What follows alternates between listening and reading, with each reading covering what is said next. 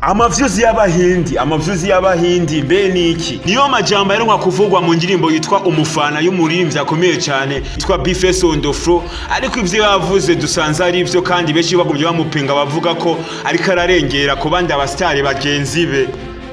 Guys, ndakubwiye umwana w'isezerano wumva iki cyangwa ugatahura iki? Bamwitwa Guso cyangwa umwitwe Milani Boy bivanye nuko umwita cyangwa uko uvyumva cyangwa uko ubishaka. Guys, niwe YouTuber wagutangaza ko ari we mustari wa mbere kuri kona abantu benshi ngaha mu gihugu cyacu cy'u Burundi.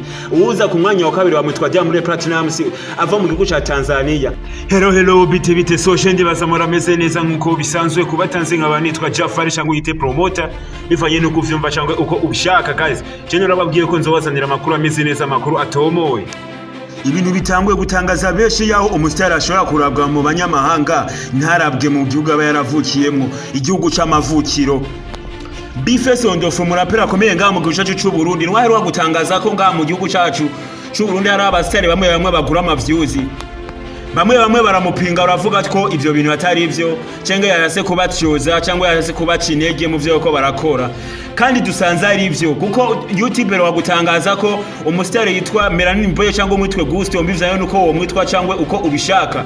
Kari we mustari wa mbere akurikirana n'abantu benshi ngaha mu gihugu cyacu cy'u Burundi. Ashika ku iprosa 89 z'abantu bamukurikirana ngaha mu gihugu cyacu cy'u Burundi. None ibintu bisobanuye iki guys? Mbeba abantu bafise ama miliyoni z'amavyuzi ntibakurikiranwa ngaha mu gihugu cyacu cy'u Burundi. Yaho tuza gusanga ko nawe yaho tuza gusanga ubuza kumanya wa kabiri bamwitwa Diamond Platnumz ari waza kumanya wa kabiri ngaha mu gihugu cyacu cy'u Burundi arabwa cyane. Ivyo rero bikomeje gutangaza benshi bavuga ko ni gute umuntu ashobora kurabwa mu manyamahanga cyane kusumba n'ahantu uvuka cyangwa ahantu ba cyangwa igihugu cy'amavuki.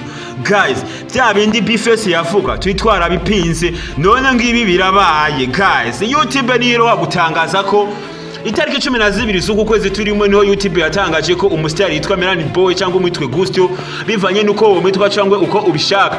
Guys, kari we mustari wa mbere akurikirana n'abantu benshi ngaha mu gihugu cyacu cy'u Burundi.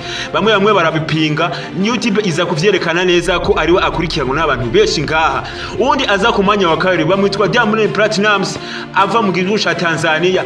Eka ndetse akomeye cyane gose, ni gute ashobora kuza kumanya wa kabiri ngaha mu gihugu cyacu cy'u Burundi?